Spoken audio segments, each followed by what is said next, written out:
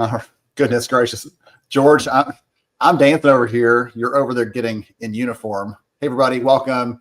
Glad you're here. We're going to have some fun today, have a little bit of an mostly unscripted conversation between George and I, and share some things with you. Chime in the chat. Let us know where you're connecting in from, what you're excited about, all those things, and we'll have some fun. George, glad you're here.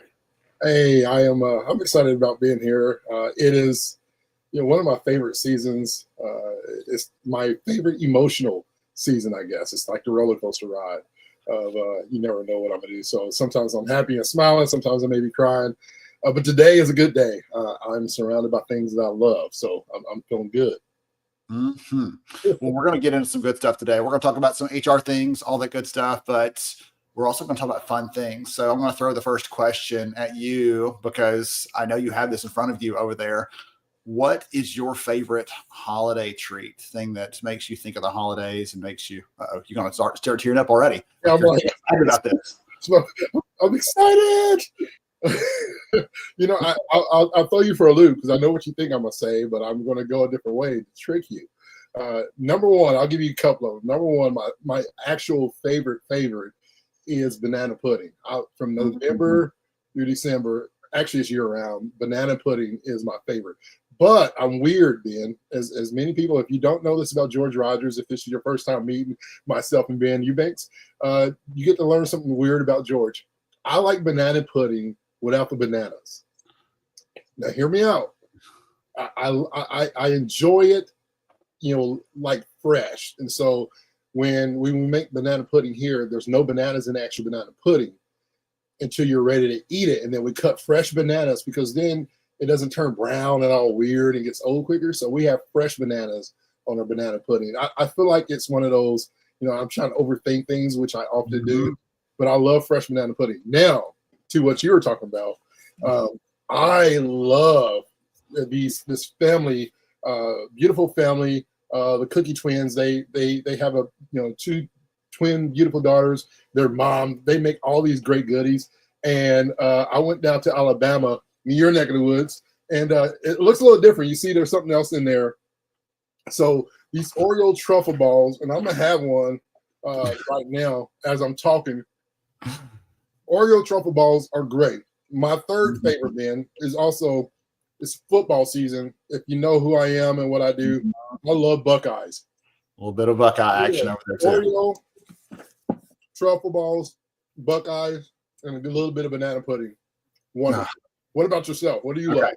So despite living in Alabama all my life and will always be here, no banana pudding for me. Will not touch it. Do not want it. I would, sorry, I'm going to starve if there's banana pudding around me. There's nothing else.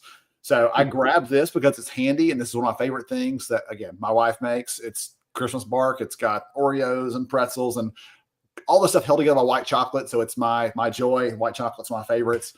But the thing that makes me think of the holidays, my grandmother used to make these cookies. She was from Ohio as well, not Buckeyes, but she made these like powder sugar cookies with walnuts in them and stuff. And those are the thing that make me think of it. I was talking to the kids last night about Christmas traditions when we were kids, and like that was one of the things that made me realize we're at grandma's house. It's time for presents and all the fun and loud celebration and everything else. So those are the two things I think of probably most when I think of this time of year. It's some of that good stuff. So, hey, fun stuff. I don't think I'm going to eat one of these. It's very hard to eat that on screen without doing it smoothly like you did there. It's going to be all crumbly and all over the place, but I'll enjoy it after we're off camera, and everybody else can just imagine how good it's going to taste on my behalf. That was awesome. So, I was thinking of some other things that, as we kind of go into the end of the year, that the recap, I'm all about recapping things. And so, what's something that you actually look forward to the most next year? We got a lot of great things that we're doing, some launches that we've announced, some research that we have planned, some events. The rumor is there's 2 books coming out of this conversation as well. But what are you looking forward to? So definitely the books I'm excited about. I've got one book coming out very early in the year called The Payroll Promise to talk about that. And someone the other day said, the payroll book. And I said, I'm going to send you a copy first because it's going to be the different and the best kind of way. So I had a friend recently see me speak on this topic. I'm doing some speaking on it as I'm getting ready for the book to come out. And she said, okay, that's not at all what I expected. And it was so much fun. So I'm excited to share that one out there and talk about that. The other book, the third edition of the AI and HR book, is going to come later in the year, just in time for fall conference season. That one's been really fun to write and also hard to write. Here's a tip for everyone out there. If you're writing a book, if you write it about technology, just know you're going to have to do multiple editions because it's going to keep on changing every time you finish the book. So that's been a challenge, but also fun. So I'm staying on top of that. This year, you and I went to so many incredible events together and separately. And so I'm excited about those again, coming up in this coming year where we're there together for the first time ever. This is going to surprise everybody that knows us, but for the first time ever in October, you and I actually took a physical stage together and co-presented a session at an event. And it was a joy for me. It was a blast. The audience was so engaged and so excited about it. And so I'm looking forward to more chances like that in 25 for sure, for us to get together and do that and balance out George bringing up some random acronym that popped in his head in the moment and just like, here you go. And it spills out. And like, that's brilliant. And then I'll bring a couple of data points, things like that to tie it all together. And it'll just be magic like it usually is. So that's what I'm really looking forward to. How about you? You know, as you're talking and you just made that statement about my acronyms and we're talking about books, I think after I finish my first book, since you're writing 2 books, maybe I'll do like a small book, the book of acronyms or something like that. I'll combine all my 2024 acronyms and pre-post acronyms, and I'll throw it in a book, maybe 12 acronyms that really have been impactful to some of our people that's been watching. So if there's something that you've seen or heard me say, throw it in the chat, PM me. Maybe I'll throw it in the book of acronyms or something like that. The Georgisms. That's what they always call them at summer school. They're like, oh, there's another Georgism that just came out. And yeah, that's what they're looking for. That'd be great. So with that, for me, Ben, I'm looking forward to this past year. I did something that was new to me and really got involved more in the research side of things. Very intriguing to see how your brain works. And so that was a learning. It's been a learning year for me on the research side. I usually love to talk about it, let you do all the dirty work, meeting, briefing with clients and building this research up. But being a part of it and being a part of the process has been very engaging for me. It's been very challenging as well to be on that side, but I've loved it. One of the things I am excited about, and you mentioned, is the keynote stage. I had a blast doing that. I am always in the mindset, whether it's in business or engaging in anything, is that 2 is better than 1 in my opinion. Mm-hmm. And so getting 2 mindsets, especially for you and I, we're so much alike that we're so different. If that makes sense. For people that don't understand that, just got to have us come. You'll see what we're talking about. We have a mindset of outcomes that we desire to get to. But we just like to travel different roads, and it's so unique to be able to bring those roads, those stories together. So I'm excited about that. I'm also excited about our Lighthouse Academy. We've been talking about this, and we launched it. So I'm really excited about, as we've been focused over the last several years with the employer side of things and our vendor relationship. Some of the things that came out of HR Summer School was, how do we get more? And so really, being able to present some things for our employee side, leadership development coaching.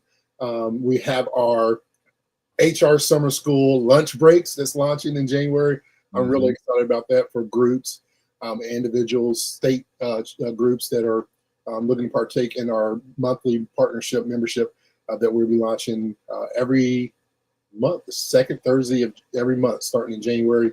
We're going to be kicking that off. So I'm really excited about that as well when it comes to that. So yeah, I'm excited, man. We're doing more stuff. We're doing broader things at Lighthouse and beyond, and summer school and beyond. And for me, it's incredible to see us being able to impact more people. As you said, the more we get asked about, and it allows us to reach more people, inspire more people, support more people. I'm actually doing a talk later today, and I was asking you for feedback and input on the other day, because your perspective is very different than mine in some ways. And I'm talking about all this data and stuff. You said, here's my advice. And it's all around culture and leadership and communication. And I'm over here making notes furiously, getting ready to share on this, because I'm going to say, listen, here's the data I'm going to share with you. And if you only use the data, you're getting 10% of the value. the other 90% is going to come when I share next. And so I'm going to talk about how to get leadership buy-in, all those things. And again, that's what I love about the different perspectives we bring. And for you, again, it's like building any muscle. It's a little painful at first getting into the research, but when I see you speaking, when I see you sharing, when we're on a call together with a client and you're like, oh yeah, well, the data says this. I'm like, yeah, I like cheering for you. I'm not cheering for the data. I'm cheering for George, because you're using that to help people make an impact. You're using that to help people see the extent of the opportunity that's there and encourage them to step into it. And so it just makes the other things you're sharing with them even more impactful and relevant. For me, that's always fun to see, for sure. Okay. I've got a question for you. Everybody knows me as like the AI guy. And I want to ask you this question because you are the human guy, the leadership guy, the culture guy, probably. One of those would fit you pretty well. I think you are human. I think we've verified that one. You did eat an Oreo ball for us all, so we know that that's true. But right now, every conversation that I'm seeing in the market, like a lot of the headlines, everything else, are really focused on AI. And I want to ask you, are we getting too top heavy on this AI conversation? Are we relying on it too much? Are we expecting too much? Is there too much focus on that and on the other pieces? Because I feel like there might be an opportunity there to either change that direction or to have a different perspective on that conversation. And as the person who talks about the leadership, the culture, that side of the human side, what are your thoughts? This is a unique question for you to ask me. I feel like I should turn this question back around to you. After all, you're writing a book on this, right? And so when I think about AI, and I'll say it from this perspective, from a guy that's more HI than he is AI, but AI really touches everything as we embrace it. The thing that I see about AI that has become a challenge, and I'll speak from it from an attendee of events, right? Dozens and dozens of events this year, is how we are repetitive on what AI is. It went from this is new to this is a potential fear to this is something that we want to accept to how do we now incorporate it?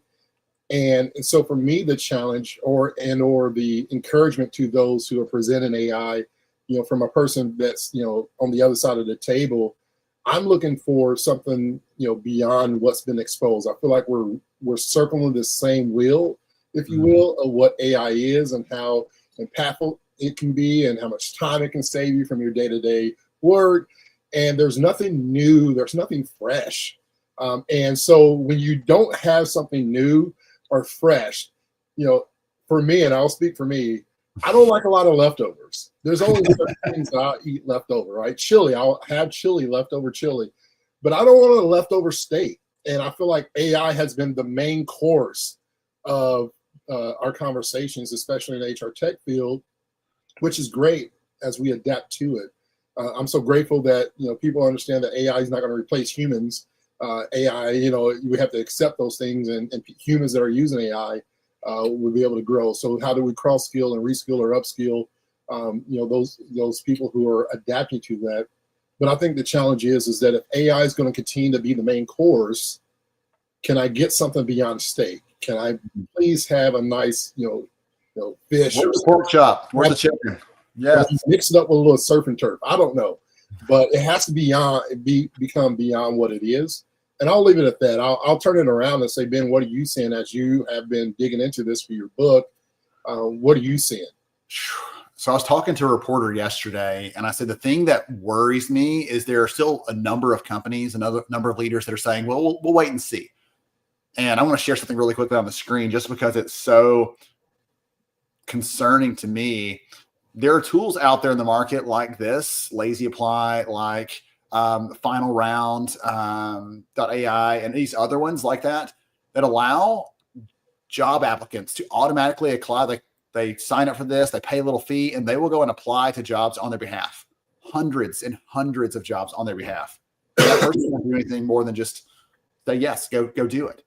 And so that sort of thing is cluttering up the hiring process. It's making it more difficult for us to hire the right people as employers, and that's creating difficulties for them.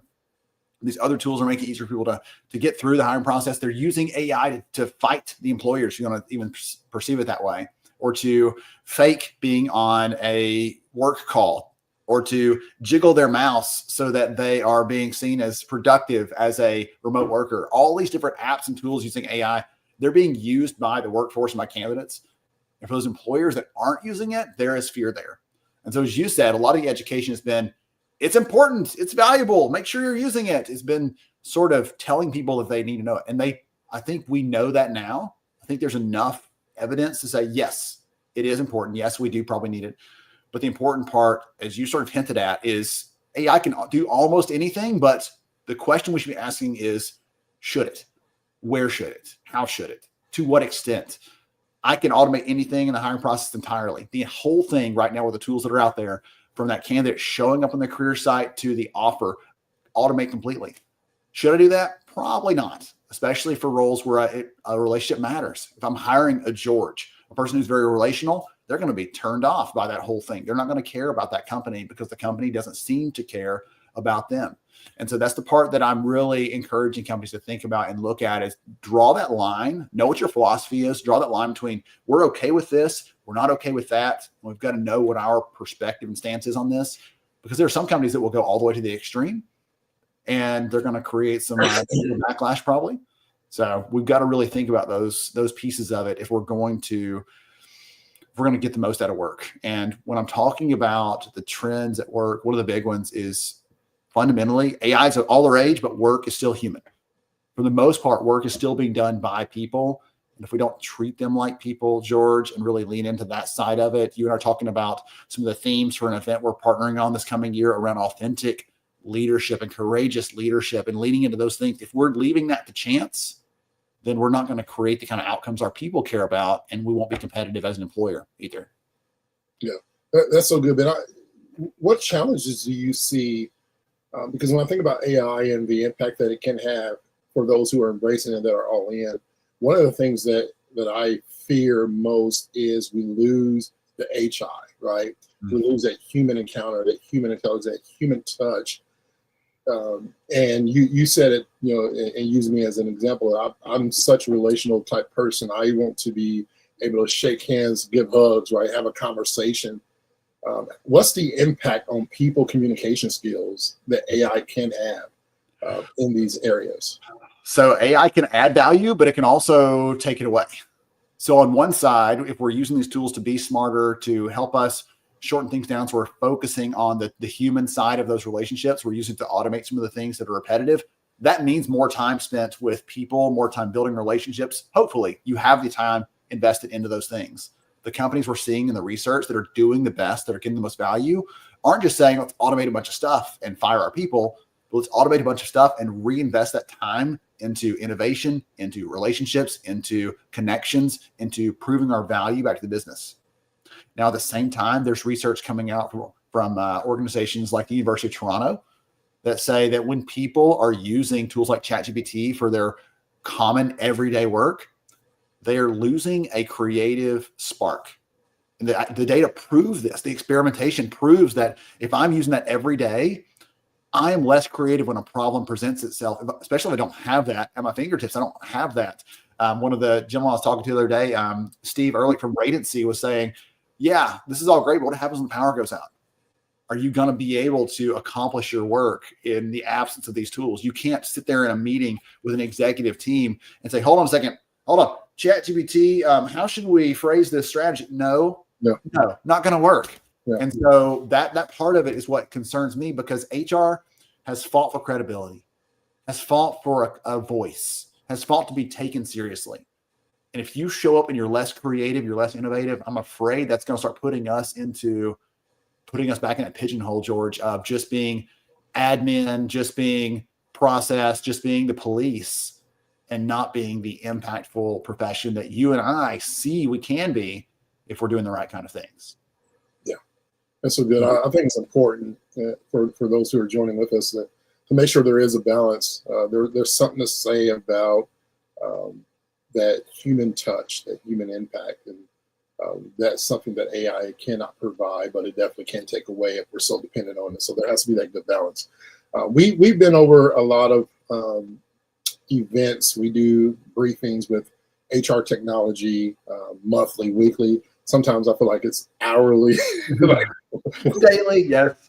Sometimes I'm like, all right, I need AI to give me a break on these people. No, what are some, we met with a lot of great technology companies in the space that's bringing impact to organizations and companies. What are a few that come to mind, whether it's recently or maybe earlier this year, and something maybe you've seen? Maybe it's not one that we've met with yet, but you've seen some really cool stuff. What are some HR technologies that's really standing out to you, or unique or different? So I'll give you a short list real quick. Some of the ones that I've talked to lately that, there's so many that they start just run together. So I'm trying to call a couple out that are unique in certain ways. So I talked to a company yesterday, actually. I met them earlier this fall in Chicago at an event, and the company's called Classit. Class ET is how you spell that. And they have this AI tool for recruiting. And let's say you're hiring a bunch of plumbers, as an example, people that are doing service and trade work. Well, those people often don't have a resume, or they're only on their mobile device. They're not on a computer. And so Classit, let's say that George applies to be a plumber there. It sends you a note. Hey, you ready for your interview? Click here. And you have a voice conversation. It calls you on the phone, and it sounds like a real person. And it's an algorithm. It's completely AI, but it walks through the conversation with you. You can ask it questions, and it knows about the company, knows about the job, and can take care of that first screen, so that when recruiters look at this list, they can say, hey, listen, here are the 10 people most qualified based on this 100 screens this thing did for us. Here's the 10 most qualified. Let's pursue those people with a conversation, an actual interview in person, and go from there. So that really is exciting to me, because again, it's taking some of those things off our plate that aren't as high value for us or for the candidate, and letting us get closer to the part where we're building a relationship. One of the other ones that I talked to recently that was really intriguing, Rippling, they're an HR and payroll company. They actually have a new AI tool, George. You don't even know this, so you're going to hear this first time. They have this new AI tool. Let's say you join the company in one of three roles: engineering for software, sales, or customer service. They have an AI tool that works alongside those employees for the first few months, and then says, hey, George is on task. George is, kind of moderate, or George needs some help. He needs some assistance. And it's looking at your performance data, your metrics, all those things automated, and lets the manager see a dashboard of what's happening there. So it's looking at, if you're writing code, it's looking at the code quality. If you're in sales, it's looking at your pipeline. If you're in customer satisfaction, it's looking at the resolution of the calls and what the ratings are from the customers you're speaking with. So it's using the data points automatically. AI is surfacing that, so managers get to step in and have the conversation with people that need some help. It doesn't say George needs to be fired. It says George may need some help.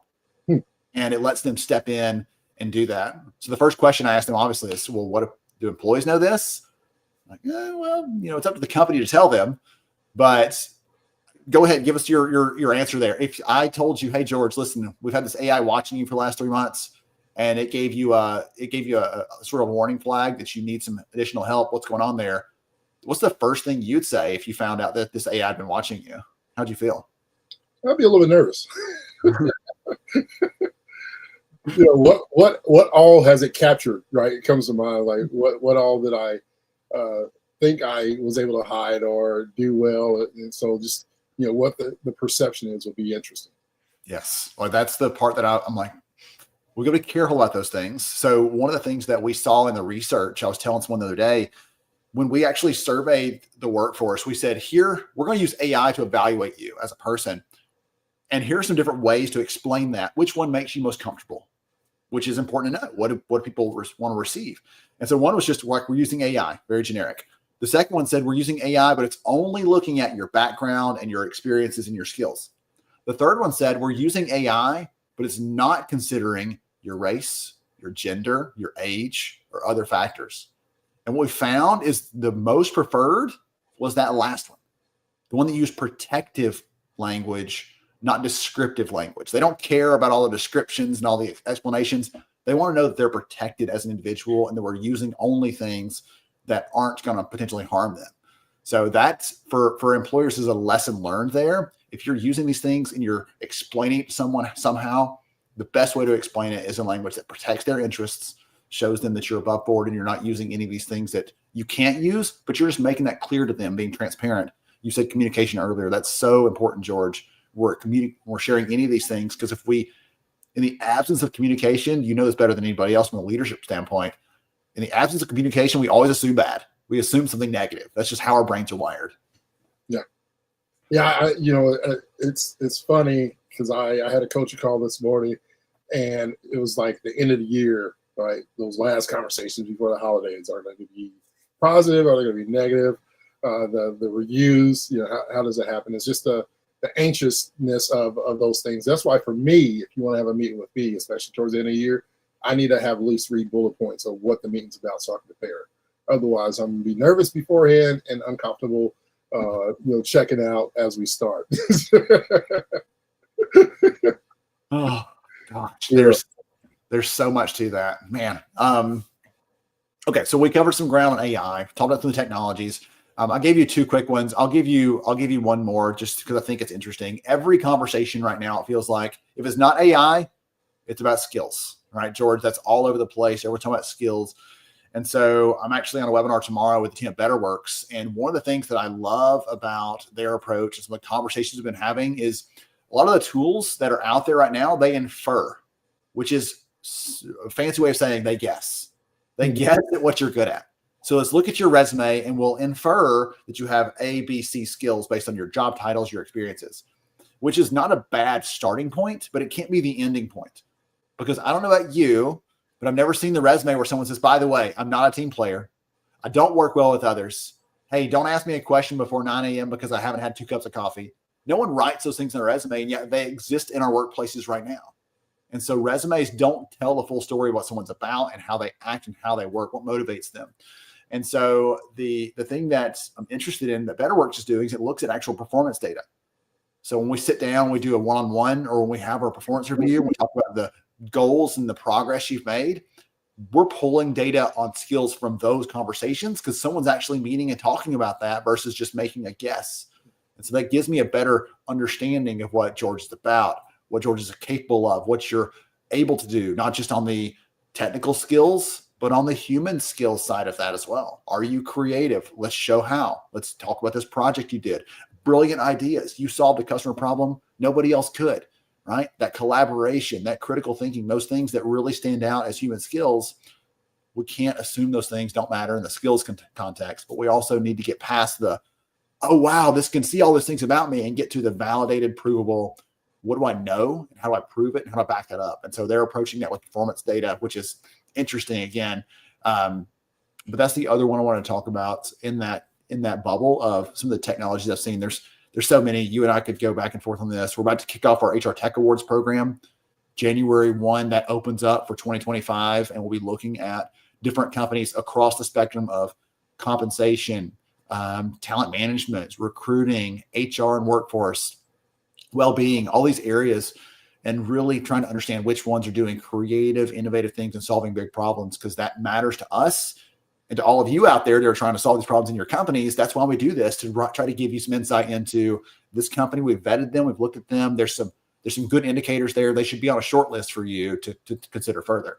So that one, I know you're like, that's your vegetables, George, I think, in your work diet is having to do some judging on that. You don't love it as much as I do, but at the same time, it's incredible because we get to see some of the leaders in that space and some of the incredible things they're doing.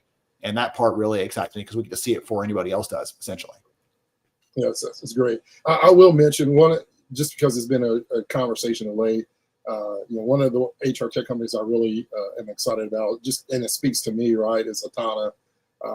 Their heart is something that really aligns with my core principles as they go to not necessarily try to change people, but it's like we're always wondering how we can change the behavior of people, and it really just gets to the hearts and the mind of people, and that's their belief, right? Change people, change workplaces, I believe is how they state that. And so Atana Workplace really does a lot on the training aspect that's really backed by science, and so it's one of those science backings that really is proven with data, some very good deliverable measurables when it comes to behavior changes. And so they offer a lot of great courses.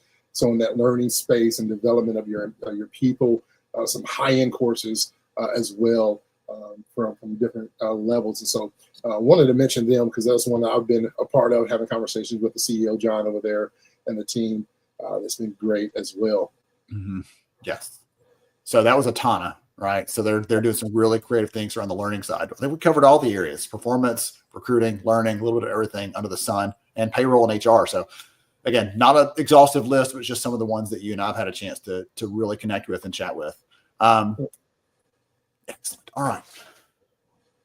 Trying to go through my head, like what other things we've talked about. So any other stuff you want to talk about, George? I've got a fun question that we're gonna wrap up with today. We'll probably use the whole hour. Any other things that you want to give a shout out on, things that you're excited about for next year? Again, you and I are talking to the team at Unleash about some creative things that we're trying to do around their events. We had some fun this year at that. Other stuff that's sort of cooking. Anything else you want to give a shout out to for the coming year before we do our fun wrap up question? I'm gonna shout out the people, right? I'm gonna shout out those who have been a part of our network, and then those who are actually doing the work. I say it every time, especially when I'm blessed with opportunities, as I have been this year, to be able to grace stages and attend all these conferences and events. Leadership is not for the weak, and that's why sometimes when we're thrust into leadership based on a title, it gives us a false sense of leadership. Or we been with the company for so long and we're thrust into this, and you'll hear people say, I never wanted to be a leader, right? But we're there because of loyalty to a company sometimes, or maybe our title that has been given to us, puts us in a position of leadership. But for those who embrace it, and sometimes when it comes to HR, I'm always asking why, run, get out of this. Because my heart, the burden of HR, the burden of leadership, sometimes is so much. And so here it is, George and his inspiration to people. That's what I do, I guess. But I want to shout out those who have continued. 2024 has been a good year for many. It's been a challenging year for some. And here through it all, as we end in the year, I'm always thinking about, what can I do more of? What can I, have less of? And I'm in that stage now where I'm thinking about those things. What's something more I can do in 2025? What's something that I need less of in 2025? And one of the things I think about when it comes to these leaders and our HR leaders and even our HR tech vendors and leaders in that source who are, leading the way in technology and, opening up doors and opportunities for those is continue to remember what you do it for. Because sometimes it gets challenging. And we think we're doing it for the check or we're doing it for the title. But I think a lot of people that I've met this year that are in HR space, they are called to it. It's their heart, it's their passion. For those who are like truly into it, I think about your son being like right now, and you remember he wants to do HR. He doesn't have the full scope of what it is, but it's his heart. And when something is in your heart to do, oftentimes we can have speed bumps or potholes that causes us to have to pull over, right? When I think about that, and not neglect the reason why we're doing things, I want to just encourage people to continue to remember that fire of why you started what you started, right? The law of entrepreneurship, it's the law of leadership. It's to always remember that why, because sometimes we forget and we just get so caught up in what we're doing that we become that thing versus what our passion truly is, and that's leading people. And impacting and bringing value to it. And HR is that tricky, torn between two lovers. Are we fighting for the company or are we fighting for the people, right? And the reality is that the company is there because of people. And so we always have to remember to bring that value. So as you're changing people, you're going to change the workplace. I think that's important to do. So that's something that's been really meaningful to me, is all the people that I've met this year, and hearing their passion, their whys, on why they're doing it. And so I'm excited. Next year, I'm going to record these so I can show them, so I can show that out and just make sure that it's spreading the word. Because we forget. You and I have so much fun when we're out somewhere and we take a picture with someone from summer school or from our network out there somewhere and share those pictures back and forth, because there's so many times we get to meet someone. And when you're on this side of the microphone, you don't always get to see the impact it has. You want to see the smile. Someone's like, hey, you really helped me with this problem, or you connected me to that speaker who was the person I needed, or you just brought me that bit of inspiration like you just shared, George, in the moment that I really needed it. As you were sharing that, I was thinking back to the person in my HR career who was one of the most influential for me. I had a couple of them that I really appreciate, but Christine was my boss when I took the job at the last company I was at, and grew me up until I was ready to take on the reins and take on leadership when she stepped out to be a full-time mom for a period of time. And one of the things that she made us do around this time every year is we had to look back at what we did, what we accomplished, and look at what we wanted to accomplish in the coming year. And we had a theme for the year. We had a set of priorities, just like it was a conference, almost like a production. But she said it's so important that we have a North Star, a guiding light, a reminder when we're heads down busy or we get through and we're just like, oh my gosh, I'm gonna pull my hair out because of this tough situation. Pause, as you said, look at your why. Remind yourself what that is. And so I used to have on my bulletin board these different sayings, different things that came up, positive, negative, all over this range, just to remind me of some of the key moments in a year. So when I was doing that recap with her of things that we were proud of, things we were excited about, that was always a reminder for me. And for anyone out there listening to us right now, if you have not paused to do that yourself or with the team around you to say, what are we proud of this year? What have we done? I would encourage you to do that for the same reasons George just shared, giving you that insight into the bigger picture of what you're doing. Yes, you filled this job, but did that person find a position after being out of work for 4 months and finally, they're able to take care of their family again? See the bigger picture, the bigger impact. That matters so much. And if we're not thinking through those things, then we're missing a chance to just get the joy out of this work, George. We get real joy out of this. It's not, I love my friends in finance, love my family who are in finance and accounting, but they don't get that same kind of joy. They don't have that people side like we do. Yeah, that's so good. I do want to say shout out to all the people in the chat. I hate throwing people's names out there, but I do want to say how much I love Alina, Paula, part of the Unleashed team. Alina with UKG. Paula was one of those people that brought me into, welcomed me into the Unleashed family. And she's off doing some great things now in the new endeavors. And so shout out to those people. And then I'm gonna post this up here just because, Ben, we need to encourage ourselves sometimes. I know we have stressful moments. A lot of people see our smiles and our silliness. This being live brings a different, energy for both of us. And sometimes we practice and go over what we're going to talk about. We don't cover any of it, like today. And then sometimes, we find meaning in that. But a lot of people need that inspiration. And so, just a reminder here. When I saw this, I thought, man, it's just a great reminder that we need transformational leadership, not transactional leadership, more than ever. So I'm not sure who that is. I'm gonna find them on LinkedIn and PM me your address. I'm gonna mail you a book. Merry Christmas. He'll send you a book. George will tell you to champion your purpose in the best possible way. Yeah, that's incredible. Yeah, again, we're talking about all these things, George. There's some serious things, some fun things in this conversation. Probably the most fun for me is yesterday you said, hey, let's grab one of our blooper reels and use that for the outro later on. And so that'll come in a little bit. You'll get to see George and I having some fun together. And again, it's not always as polished as you might imagine. And that's, for me, again, it's a joy to get to work with someone that I can go back and forth with, that I can be wrong sometimes. You can be wrong sometimes. At the end of the day, we're both going to be right because we work out. So that's so much fun.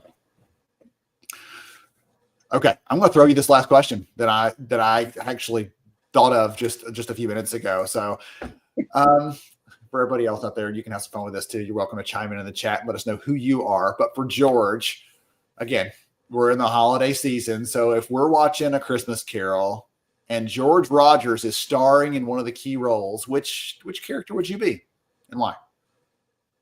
I feel like I will align closely with Fred. Okay. Do you want a song or a character? You said character, right? So Fred. I felt like Fred from Ebenezer Scrooge. He was cheerful. He was very generous, and in a sense of he was kind-hearted. And so I would probably say I am Fred. Now there's other things coming in my mind, like maybe I'm this person. I just felt like Fred always led by example and was always trying to either create an atmosphere of joy or present a joyous occasion. But most important, like I'm. This sounds like I'm Moses in the Bible. I'm the most humble of them all. I try to be as compassionate as possible, and to be able to spark, that meaningful change. And I think Fred was that character. I think Fred was that dude. I might have to watch Ebenezer. I might have to watch the Scrooge tonight just to make sure, because I feel like Fred would be like, hey, champion the value of relationships and, transformative power. Now I'm gonna voice, and I'll make a video with Fred's voice or something. Yeah, go for it. There's a line from the movie Underdog, very different from A Christmas Carol, but the guy says, "I'm just a genius, a humble genius." that's what I thought of like when you're talking about that one. But I can see you being Fred because you get a chance. You're going to these different organizations. Sometimes the leaders are a bit of Scrooge-like; they're not receptive to the message, but you've got to find a way to find a chink in that armor, work in some positive seeds until those take root and help them change. And when they do, you don't say, "Told you so." You say, "Let's celebrate together. I'm excited too." So I think that's a good one for you. You want to hear mine? I do. I feel like the ghost of Christmas yet to come, Christmas future. Okay. Like with all the data and everything else that I have at my fingertips, I'm sort of like, here's what's next. Here's what's around the corner. I can give you previews. It could be terrible. It could be the most awful thing you can imagine, but it could be something wonderful too.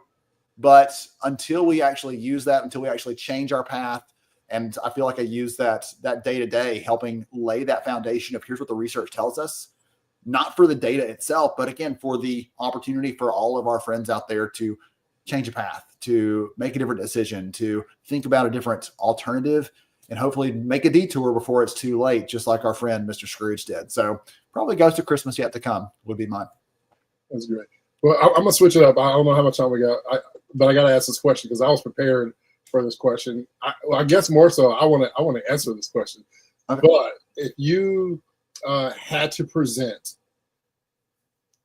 1 to 3 options for Christmas gift, the perfect gift for HR pros, what would that gift be? So a gift for someone in HR. Yeah. No antidepressant drugs allowed. So we're not prescribing anything. So I can't cheat, right? I can't say like a George Rogers book. Okay. So a thing that an HR leader would actually probably appreciate is, like, for me, it was always ice cream. We had an ice cream store downstairs, and when someone's like, "What do I get for Ben?" Like, just get them a gift card to the ice cream place.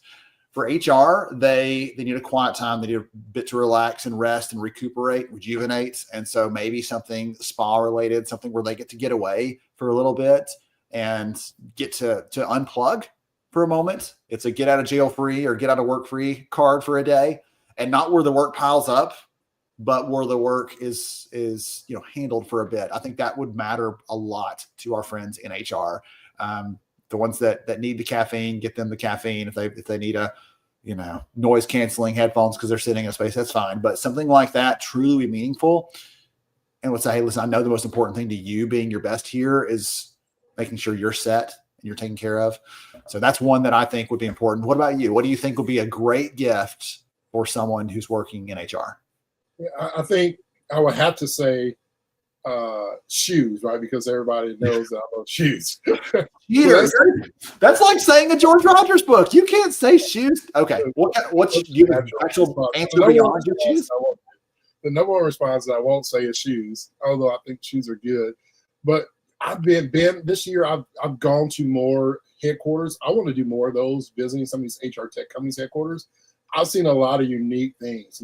Some of them are based over in Europe, so they're very Europe theme with forces and all these other kind of things. And I thought to myself, what if each office or workplace, could account for theme rooms? So there's like a beach room where you can go work and there's sand, the sound of like ocean water crashing, right? Or, there's a, forest or park, nature, if they like nature. So like after all the different, headquarters I've been to, having a different seasonal room where, like, we talk about mental health and well-being, and you mentioned like peaceful, like what is that peaceful place? Being able to do that. So I want to encourage all the C-suite people out there that makes those decisions. And probably it's going to start with HR, right? HR is going to be the people that's going to be, "Hey, this is what we should do." But for those companies who are really focused on like mental health and well-being, I think presenting and creating different atmospheres where people can actually work, or just go take a break and just sit for 5 minutes on their, walk around time. That the other one I will say, and I'm about to show my sweater, And so I don't know how this is going to work, but I'm going to stand up a little bit. But I think everybody needs this sweater, right? They need this sweater. The reason is, Ben, is that like you got to have your own moose juice, like this thing here. So I got this sweater, and it's got a spout. It's a spout, so I can literally. I got Gatorade in here, so it's. How about that, friend? Purple Gatorade. It is a work-related drink. Work safe drink. Everybody needs this Christmas sweater where we can cheers to moose juice, whatever you want to put in there. Like I said today, I have Gatorade at this moment because I guess it's 5 o'clock somewhere, but I have weaned myself off a little bit of the extra spirits as of late, and water, tea, and Gatorade's been my drink for the last few months. So that is hilarious. I get a drink, and they don't have to leave, Ben. Look how much time I'm saving our company by not having to go and walk away from a drink. And this thing is like, it's full, it's heavy. It's an extra 5 pounds on my belly right now, buddy. So it's a strength workout, and it's keeping you hydrated all through the day. There you go. You are all set. I'm both amazed and horrified by that, George. I don't really have any other words to share on that. So if all else fails and they need something, you can get them a sweater and some moose juice, and they can. As we get creative, it starts with juices. Can you imagine a sweater that has ice cream? That would be very cold. You mentioned Elena in the chat. She and the team had the Sub-Zero bar at HR Tech this year. Had that one rented out for you can go in and sit down in the frozen bar and everything, wear the parka and stuff. I'm like, that was cold enough. I don't need any more of that. I'm good. So that's why I live in Alabama and not in Michigan or one of the states that gets a ton of snow, because I can't handle the cold like that. So that was the winter preparation of the Boston, Massachusetts weather over there. That freeze bar, that was great. Goodness. Well, George, this has been a blast. Again, you and I did not plan really was pretty unscripted today. I'm grateful for a chance to share with you. I'm grateful for a chance to share with all of our friends out there who are doing the good work, the hard work every single day.